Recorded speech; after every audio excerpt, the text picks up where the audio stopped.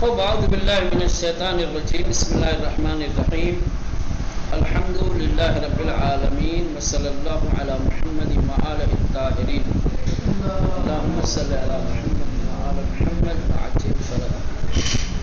چلے بحث چل رہی تھی حروف مقطعات کے سلسلے میں، وہ تین نظریے پیش کیے۔ پہلا نظریہ یہ تھا کہ حروف مقطعات متشابہات کی طرح ہیں، ٹھیک، ان کا علم سوائے خدا کے اور کسی کے پاس نہیں ہے۔ دوسرا نظریہ یہ تھا کہ یہ اللہ اور اولیاء خدا کے درمیان ایک راز ہے، ٹھیک، ایک سری رمزی گفتگو ہے جس کو اللہ اور اس کے اولیاء جانتے ہیں۔ تیسرا نظریہ یہ تھا کہ یہ حروف صرف اور صرف آواز پیدا کرنے کے لیے ہے، پہلا ان کا اور کوئی ہدف اور مقصد نہیں ہے۔ ان تین نظریات میں سے جو صحیح نظریہ ہے وہ یہ ہے کہ حروف مقطعات کیا ہے، رمز و اشارہ ہے۔ ان حروف میں کچھ ایسے اسرار و رموز، کچھ ایسے راز پوشیدہ ہیں جو خدا، رسول اور اہل بیت سے مخصوص ہیں اور صرف یہی لوگ جانتے ہیں۔ اگر دوسرے لوگوں کے لیے اس سے آشنائی اور آگاہی کا امکان ہوتا تو اللہ رمزی صورت میں ان چیزوں کو ذکر نہ فرماتا، سربستہ رمز کے طور پہ، کوڈ کے طور پہ اگر حروف مقطعات کو اللہ نے قرآن میں ذکر کیا ہے تو اس کی وجہ یہ ہے کہ اس کا راز اللہ اور کیا ہے، رسول اور اہل بیت کے بیچ درمیان رہے، کوئی دوسرا اس سے آگاہ نہ ہونے پائے۔ البتہ یہ نہیں ہے کہ کوئی دوسرا عام انسان جو ہے اس سے آگاہ قطعی طور پر نہیں ہو سکتا، یا امکان نہیں ہے، محال ہے نا۔ انسان اگر اپنے اندر تزکیہ نفس پیدا کرے، طہارت قلبی پیدا کرے، انسان اگر اپنے آپ کو اہل بیت اطہار علیہ السلام سے قریب کرے اور ان رموز کو سمجھنے کی کوشش کرے تو کسی حد تک سمجھ سکتا ہے۔ لہذا یہ تیسرا جو نظریہ ہے، یہ جو نظریہ ہے کہ حروف مقطعات کیا ہے، رمز و اشارہ ہے خدا، نبی اور اہل بیت کے درمیان، تو یہ نظریہ صحیح ہے۔ لیکن اس کا مطلب یہ ہرگز نہیں ہے کہ ان کی حقیقتوں سے کوئی دوسرا آگاہ نہیں ہو سکتا، کوئی دوسرا ان سے استفادہ یا فوائد و برکات حاصل نہیں کر سکتا، نہیں دوسرے، جیسے کہ علامہ طبائی نے باقاعدہ طور پر استفادہ کیا ان حروف سے۔ بہر صورت کہہ رہے ہیں کہ یہ حروف قرآن کریم کا معجزہ ہے، ان میں خدائی اسرار و رموز پنہاں ہیں۔ ہو سکتا ہے کہ مستقبل میں علماء و اہل نظر حضرات ان کے فیوز و برکات سے مزید بہتر طور پر فائدہ اٹھائیں۔ یہ بحث بھی تمام ہو گئی، اب نئی بحث شروع ہو رہی ہے۔ 16واں سبق قرآنی قصے، قرآنی داستانیں۔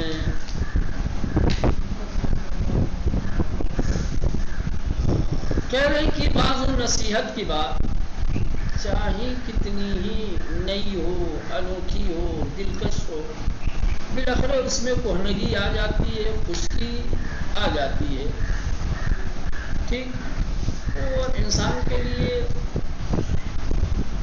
تھوڑی سی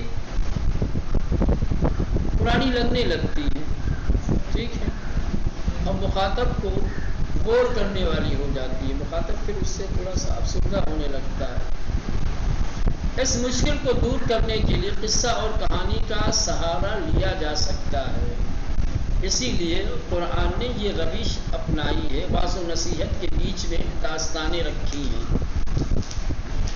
واعظ و نصیحت کی باتوں میں تھوڑا سا خشکی ہوتی ہے، واعظ و نصیحت کی باتوں میں جو تھوڑی تندی ہوتی ہے، کبھی کبھی بات ایسی ہوتی ہے جو انسان کو چبھتی ہے، سمجھ رہے ہیں؟ تو باز و نصیحت کی باتوں سے انسان بڑی جلدی بوجھ محسوس کرنے لگتا ہے، گھبرانے لگتا ہے. خطبہ جمعہ دے وہ کیوں بور لگتا ہے؟ مجلس 1 گھنٹے کی ہو جاتی ہے، آدمی اتنا وہ نہیں. لیکن خطبہ جمعہ، کیونکہ خطبہ جمعہ میں صرف باز و نصیحت ہوتی ہے، اور یہ باز و نصیحت کی باتیں کیا ہے، بوجھ کی طرح سے انسان محسوس کرتا ہے، تھک جاتا ہے. سمجھ رہے ہیں؟ باز و نصیحت کی باتوں میں یہ ہے، لیکن داستانوں میں ایسا نہیں ہے.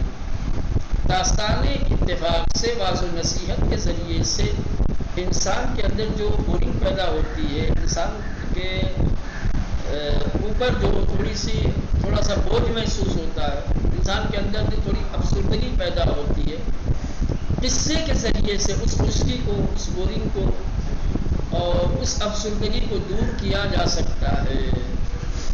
اگر بعض و نصیحت کے بیچ میں قصے اور کہانیوں کا استفادہ کر دیا جائے تو خشکی نہیں پیدا ہوگی. قصہ اور کہانی کے ذریعے کلام میں تازگی پیدا ہو جائے گی، رونق بڑھ جائے گی، بات کی دلچسپی سننے والے کو پیدا ہو جائے گی، اور یہ سننے والے کو تر و تازہ.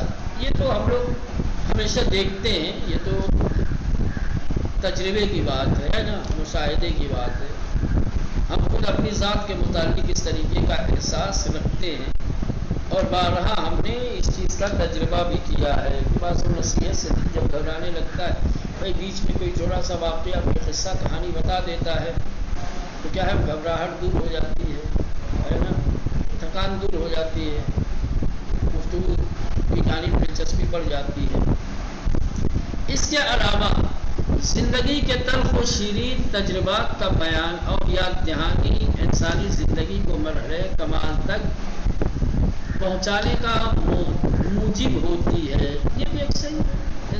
ہر انسان کی زندگی میں اچھے برے حالات آتے ہیں، تلخ و شیرین تجربات آتے ہیں، کرتا ہے انسان کی زندگی کے اگر دونوں رخ کو بیان کیا جائے، یاد دلایا جائے، تو اس سے دوسرے انسانوں کو بہت سارے درس ملیں گے، کمال تک پہنچنے کے راستے اسے پتہ چلیں گے. فَاقْصُصِ الْقَصَصَ لَعَلَّهُمْ يَتَفَكَّرُونَ. ہاں، اس سے بیان کیجئے، شاید یہ تفکر کریں. قرآن مجید میں کتنے قصے ہیں؟ قرآن ہدایت کی کتاب ہے، نصیحت کی کتاب ہے. قرآن قصوں کی کتاب نہیں ہے، لیکن اسی باز و نصیحت میں اللہ نے قصے رکھے ہیں، اور اتفاق سے انہی قصوں میں باز بھی ہے، انہی قصوں میں نصیحت بھی ہے.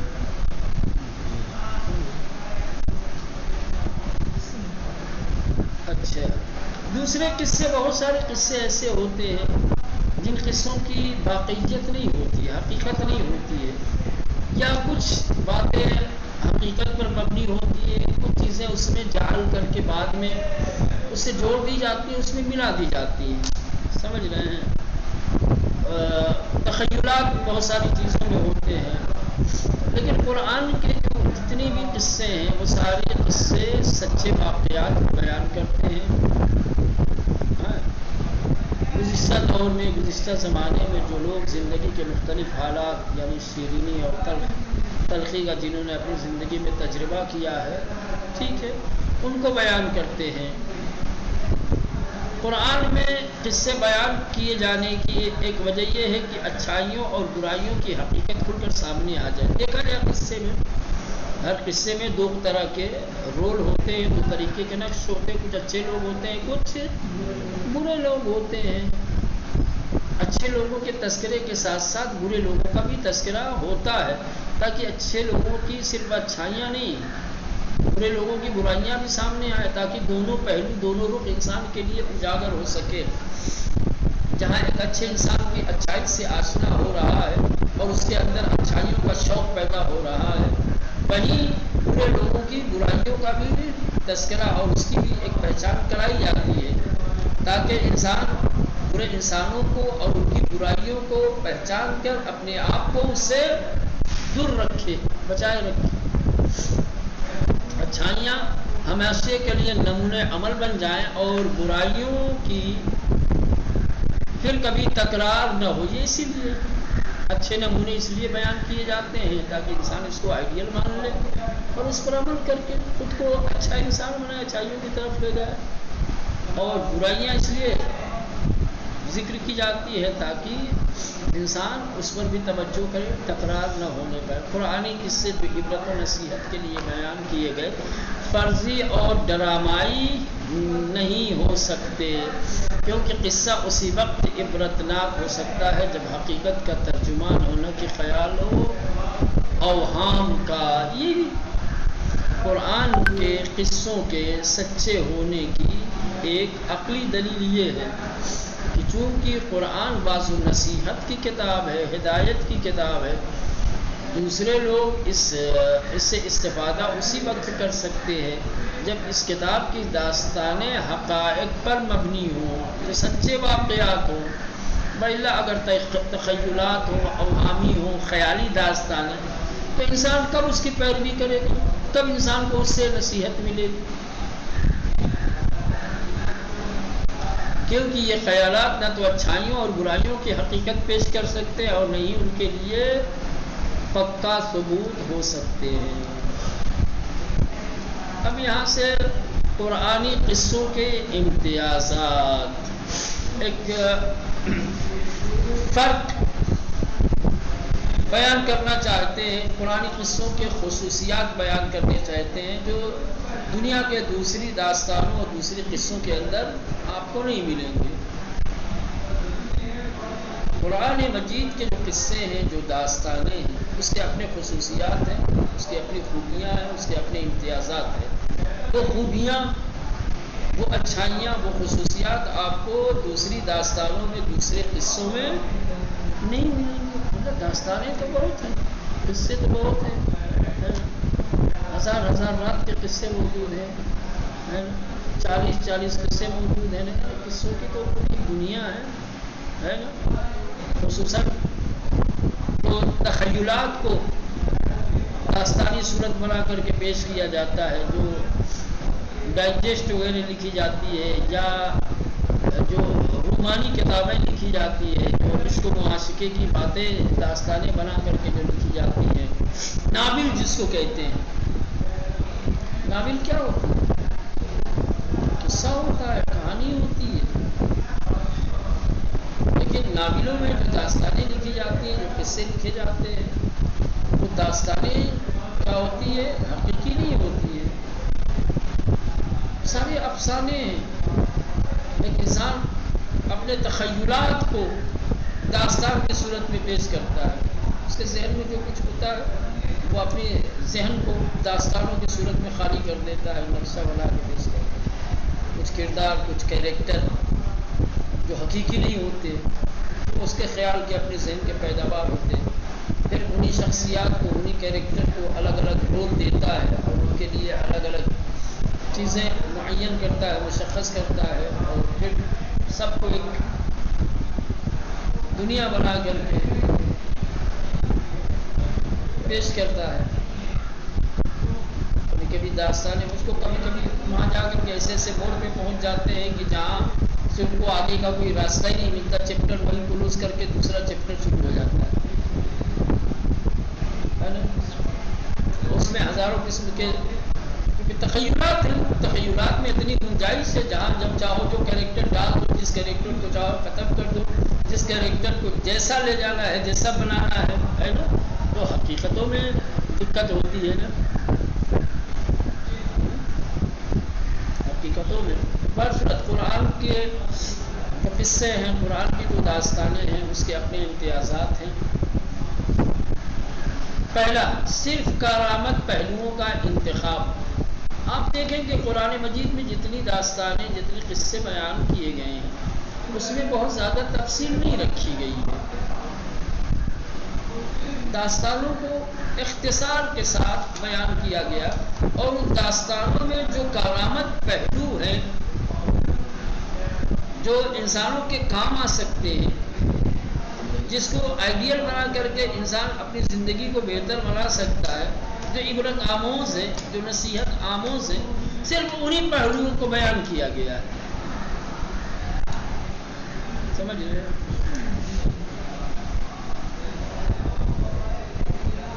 تو یہ ایک امتیاز ہے قرآن کے قصے کا کہ قرآن مجید کے قصوں میں کارآمد پہلوؤں کا انتخاب کیا گیا ہے، نصیحت آمیز، عبرت آمیز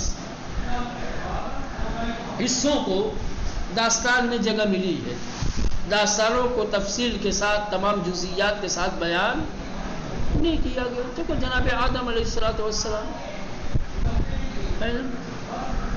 کیسے کیسے پتلا بنا ہے، کتنے دن رہا ہے، کس طریقے سے فرشتوں نے کس طریقے سے اس کا احترام کیا ہے، نہیں کیا، وہ جو تفصیلات قصص الانبیاء میں آپ کو ملے گی وہ تفصیل آپ کو قرآن میں نہیں ملے گی، لیکن متعدد سوروں میں جناب آدم کا واقعہ آیا، اسی طرح سے جناب ابراہیم کا، جناب موسیٰ کا، جناب عیسیٰ کا، مختلف نبیوں کا مختلف سوروں میں آپ کو قصہ ملے گا، داستانیں ملے گی، لیکن تفصیل کہیں آپ کو نہیں ملے گی۔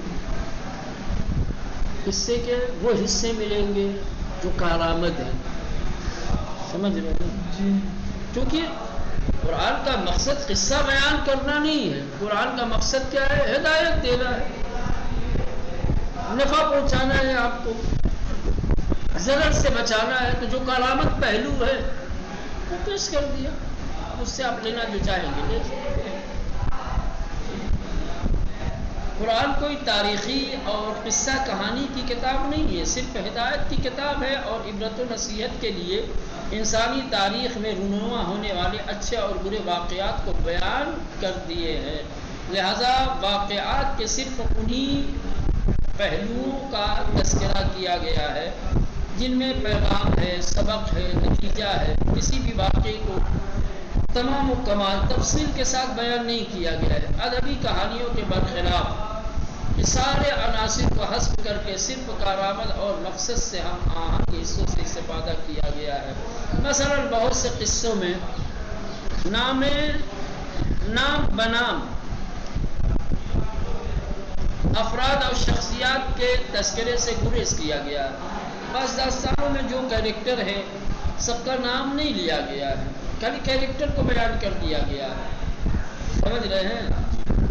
شخصیت کو بیان کیا گیا ہے، شخص کو نہیں بیان کیا۔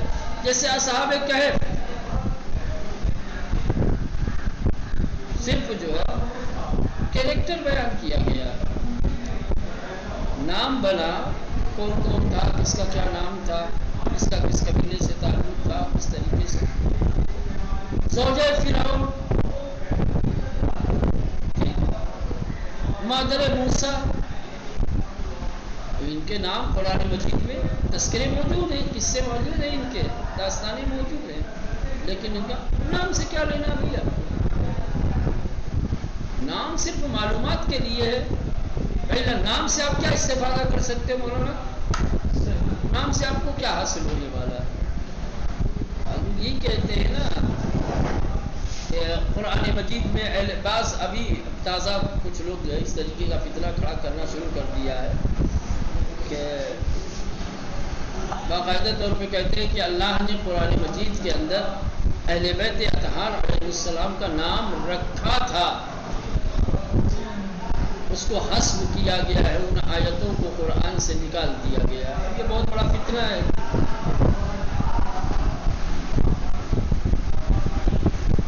سب سے پہلی بات تو یہ ہے کہ آپ اس طریقے کا اعتراض کر کے گویا آپ کو تحریف قرآن کے قائل ہے یہ ظاہر کرنا چاہتے ہیں۔ آپ اگر یہ کہتے ہیں کہ اہل بیت کا نام تھا حذف کر دیا، اس سے مطلب کہ قرآن میں تحریف ہوئی ہے۔ اگر قرآن میں تحریف ہوئی ہے تو کسی بھی امام کی طرف سے ہمارے کوئی تو تحریف قرآن کے سلسلے میں بات ہوتی، ہر امام نے اسی قرآن کی طرف رجوع کرنے اور اسی قرآن کی تلاوت اور اس کی پابندی کی دعوت دی ہے۔ نام کیا کرے گا؟ قرآن میں نام کیوں نہیں ہے؟ نام کی کیا ضرورت ہے؟ کریکٹر کی ضرورت ہے۔ اس کے سلسلے میں کیا کہا گیا؟ شخصیات کو بیان کیا گیا ہے۔ شخص سے آپ کو کیا لینا ہے؟ آپ اسی کریکٹر کو دیکھ کر کے اس کا مصداق تلاش کر سکتے ہیں، نہیں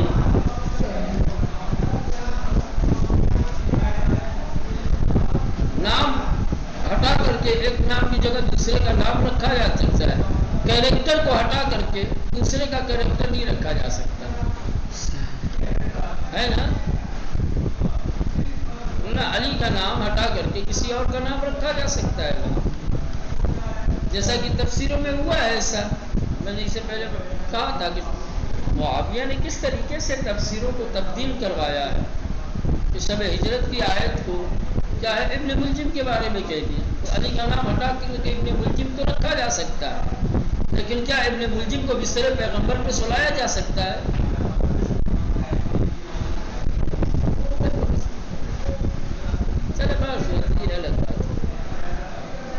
البتہ جہاں ضرورت محسوس ہوئی وہاں پہ ناموں کا بھی تذکرہ کیا گیا، مثلا مریم، موسیٰ، عیسیٰ وغیرہ، لیکن جہاں مقصد تک پہنچنے میں نام کا کوئی دخل نہیں تھا وہاں نام کے بجائے صفت کا تذکرہ کر دیا گیا ہے، یا اس سے مطلقاً یعنی پوری طریقے سے پرہیز کیا گیا اور ساری توجہ صرف مقصد اور ہدف پر صرف کر دی گئی ہے. اس کی بہترین مثال سورہ شمس میں بیان کی گئی قوم ثمود کی یہ حکایت ہے. قدمت ثمود بتقواها اشقاها.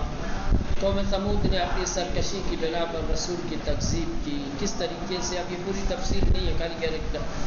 جب ان کا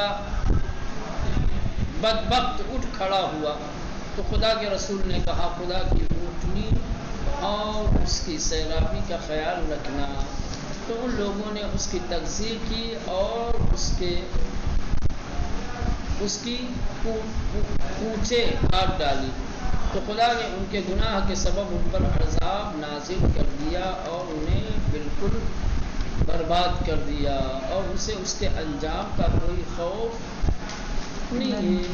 اب یہ ایک حکایت بیان کی ہے. اس حقائق کو بیان کرنے کا مقصد یہ ہے کہ قوم ثمود نے اللہ کے رسول اور ان کے معجزے کو کس طریقے سے جھٹلایا ہے، کس طرح اس کی تکذیب کی ہے، نبی کا مذاق کس طریقے سے اڑایا ہے. لہذا ان آیات میں ساری توجہ صرف اس بات کی طرف دی گئی ہے کہ حقائق کے سارے عناصر کو اسی غرض کی طرف موڑ دیا گیا ہے. یعنی اس واقعے میں قوم ثمود کا نام تو ہے، لیکن اصلی شخصیت کون تھا، کس نے مثلا کس طریقے کا ناقہ صالح کو قتل کیا ہے، ٹھیک، شخص کے نام لینے کی ضرورت نہیں ہے. ٹھیک، کس نے جھٹلایا ہے، جھٹلانے والوں کا نام بیان کرنے کی ضرورت نہیں ہے. لہذا بدبخت کے نام کے بجائے ایک کو رسول اللہ اور دوسرے کو اشقاہ سے تعبیر کیا، جس کو جھٹلایا گیا رسول اللہ اور جس نے جو ہے جھٹلایا اس کو اشقاہ کہا گیا ہے. مطلب کیریکٹر بیان کیا گیا ہے، نام کی طرف توجہ نہیں دی گئی ہے، کیونکہ کیریکٹر سے ہی ہمیں کچھ حاصل ہونے والا ہے. کیریکٹر کے ہی ذریعے سے ہم اپنے آپ کو نفع یا نقصان کی طرف لے جا سکتے ہیں، شخص کے ذریعے سے یا نام کے ذریعے سے نہیں.